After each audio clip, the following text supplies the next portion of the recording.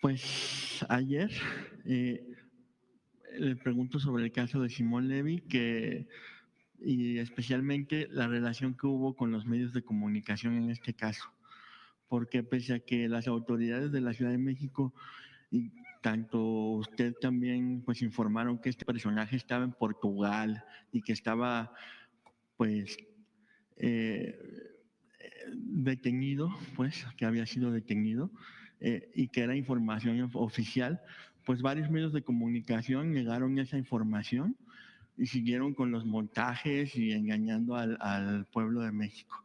Por ejemplo, pues Luis Cárdenas afirmó que Simón Levy estaba en Washington y dio por válida esta versión de que incluso dijo que había pues sufrido un atentado y cito, por sicarios enviados por grupos radicales cercanos a la 4T. Y pues si no hubiera sido Es que da risa, perdón. si no hubiera sido porque varias personas en redes pues encontraron también en la entrevista de Azucena Oresti que él estaba en un hotel de Lisboa y que pues los medios habrían continuado diciendo que era falso lo que usted había dicho y pues dándole toda la credibilidad a este personaje. ¿Qué opina, presidenta, del modus operandi que tienen estos medios pues, y que en este caso pues vuelva a demostrarse que hay un lado sincronizado en contra de su gobierno? Bueno, la verdad es que nosotros ni queríamos mencionar a esta persona. No es, digamos, central en la mañanera o nuestra información, ¿no? Lo que pasa es que nos preguntaron aquí, oiga, esta persona, Simón Levy, dice que está en Washington, ¿dónde está? Y dijimos, bueno, de acuerdo con el Gabinete de Seguridad, está en Portugal y fue detenido. O sea, nosotros no sacamos el tema, sino que se nos preguntó. Y como después se dijo que no, que toda esta información que mencionas, pues ayer presentamos el documento de la Policía de Portugal de que en efecto había sido detenido. Y luego ya para colmo, pues en las redes salió que había grabado un mensaje diciendo que estaba en Washington y era el restaurante más conocido de Portugal. Nosotros no decimos mentira. Ahora, la información vino de él, ¿no? Él fue el que, y quien le dio vuelo a esto, pues fueron algunos medios, ¿no? Y algunos conductores, que no solo son los medios, sino los propios conductores, ¿no? Que le dieron vuelo pues a este invento que hizo él de lo que le había pasado, ¿no? Pero siempre vamos a decir la verdad y si algún día nos equivocamos, pues también se reconocerá, ¿verdad? Pero buscamos que todo lo que decimos pues tenga fuentes. Por cierto, aprovechando, ¿por qué no pones el diario oficial del 2014? Porque también ayer nos dijeron que habíamos faltado la verdad. Sobre el Aeropuerto Internacional de la Ciudad de México, Benito Juárez. En el 2014, la Secretaría de Comunicaciones y Transportes hizo un comunicado. 2014, gobernaba entonces Peña Nieto. Era una evaluación técnica de en qué condiciones estaba el aeropuerto. Desde hacía mucho tiempo había salido publicado que el aeropuerto tenía una saturación muy grande. De hecho, por eso se planteó que se necesitaba otro aeropuerto y en la época de Fox fue cuando iniciaron con lo de Texcoco y después Peña Nieto recuperó ese proyecto de hacer el aeropuerto en Texcoco. Y fíjense, dice, ponte el primero, desde el primero para que… vamos. Bueno, ese es el sustento jurídico.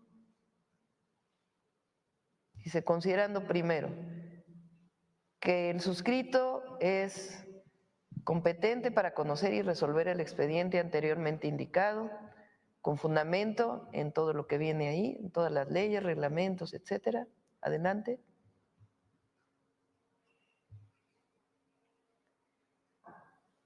Entonces dice, resuelve. Segundo, que se analizaron todos los informes y estadísticas exhibidas por el órgano administrativo desconcentrado denominado Servicios a la Navegación en el Espacio Aéreo Mexicano. Información de la que se observa que en más de 52 ocasiones en 2013, en determinadas horas, las operaciones en el campo aéreo rebasaban el número máximo que puede ser atendido por hora. O sea, ya había una saturación, había más vuelos de los que debería de haber en ciertas horas. Resuelve declarar la saturación en el campo aéreo del Aeropuerto Internacional de la Ciudad de México, Benito Juárez, en los horarios siguientes. Segundo, la presente determinación surtirá efectos a partir del día siguiente de su publicación en el Diario Oficial de la Federación, cuyo costo deberá ser cubierto por el Aeropuerto Internacional de la Ciudad de México, SADCB. Tercero, se deroga otra declaratoria previa. Entonces, en 2014 hay una declaración de la entonces Secretaría de Comunicaciones y Transportes de que había saturación en un horario muy importante en el Aeropuerto Internacional de la Ciudad de México. Basado en este documento justifican el que hubiera otro aeropuerto. Ellos toman la decisión de que el aeropuerto esté en Texcoco, lo que llamaban el nuevo Aeropuerto Internacional de la Ciudad de México en Texcoco. Inician la construcción, dicen que van a avanzar muy rápido, pero en realidad pues avanzan muy poco. Y el costo de ese aeropuerto era de más de 300,000 millones de pesos. Cuando llega el presidente López Obrador, previo a la entrada, hace una consulta pública de sus principales proyectos y ahí toma consideración de la gente si debe estar el aeropuerto en Texcoco o en Santa Lucía. La mayoría dice que en Santa Lucía. Pero no solo se sustentó Santa Lucía, el hoy Aeropuerto Internacional Felipe Ángeles, en la decisión de la gente, sino en la saturación del Aeropuerto Internacional de la Ciudad de México y en que Texcoco no era un lugar viable para poder construir. ¿Por qué? Por los hundimientos y además porque era el único lugar de desalojo de aguas de lluvias que tiene la zona metropolitana del Valle de México, lo que se llama un área reguladora de las lluvias en la zona metropolitana. Se toma la decisión de ya no avanzar en el aeropuerto de Texcoco con base en esas decisiones técnicas. A quienes tenían contratos se les resarce con un esquema y se construye el Aeropuerto Internacional Felipe Ángeles en Santa Lucía. Se construye nuevamente el aeropuerto militar que existía en otra zona, ahí mismo en ese terreno, y el aeropuerto civil que hoy está funcionando. Una vez que se inaugura el Aeropuerto Internacional Felipe Ángeles, poca carga del aeropuerto Benito Juárez se va al Felipe Ángeles, por consideraciones de las líneas aéreas que desde aquel punto de vista no eran razonables y que era indispensable desaturar el Aeropuerto Internacional de la Ciudad de México, Benito Juárez, que desde el 2014 se había dicho que tenía una saturación muy grande. Y entonces se toma la decisión de reducir slots con base en pues, la seguridad de los viajeros y la necesidad de utilizar el aeropuerto que ya estaba construido, y entonces se toma la decisión de enviar la carga en un decreto en el 2023, a ver si lo pones, que hace el presidente López Obrador basado en decisiones técnicas, porque ayer todavía se decía que había sido decisiones subjetivas y políticas, y no, son decisiones técnicas de la Secretaría de Infraestructura, Comunicaciones y Transportes. Vienen las consideraciones, esto es en el 2023. Adelante. Ahí dice que en 1994 se publicó en el Diario Oficial el decreto que establece el cierre para las operaciones de aeronaves, por el que se estableció el cierre del aeropuerto para las operaciones de aeronaves en servicio privado. Ya desde el 94 se hablaba de saturación. Después se refiere al decreto del 2014. En el 2021 hay decreto de distintas disposiciones de ley para orientar una parte de las operaciones al AIFA. Y después, más adelante, por favor. No, me lo cambiaron. Hay una parte donde dice las…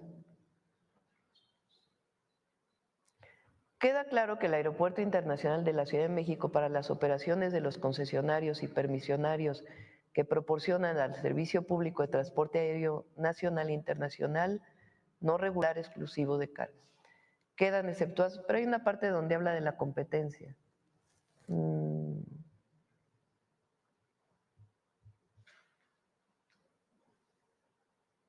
Bueno, con base en ello, ahora a ver si me lo encuentras, una parte que habla de la competencia, se instruye a la Agencia Federal de Aviación Civil a actualizar las bases generales para la asignación de horarios de aterrizaje y despegue en aeropuertos en condiciones de saturación.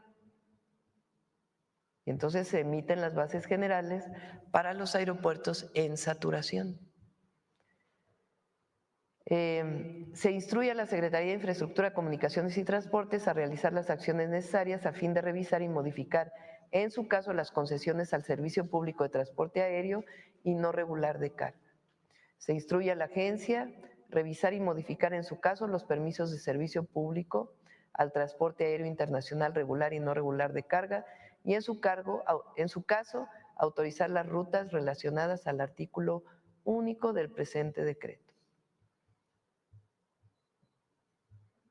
Con base, entonces, en las disposiciones desde 1994, después del 2014, se hace la orientación para que el transporte de carga se vaya al Aeropuerto Internacional Felipe Ángeles.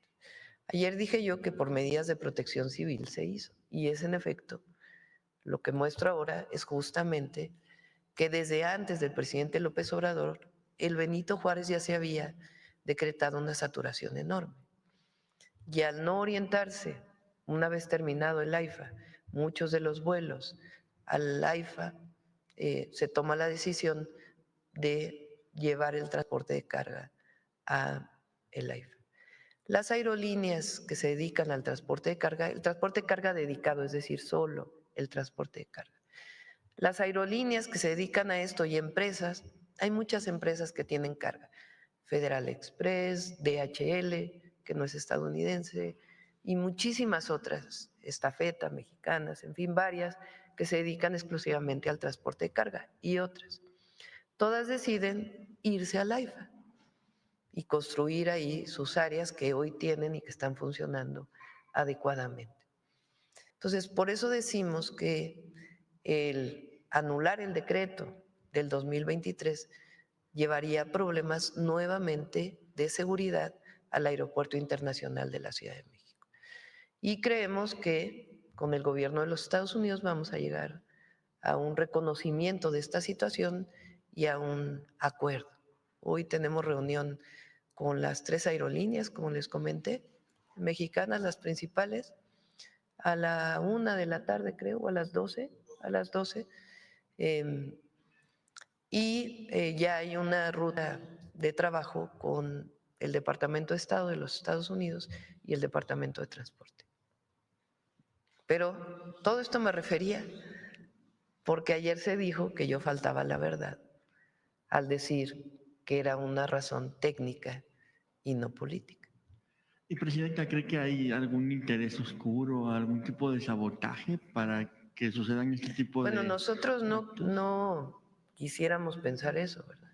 Porque no entendemos la decisión del Departamento de Transporte de Estados Unidos, pero como siempre vamos a buscar el diálogo para resolverlo.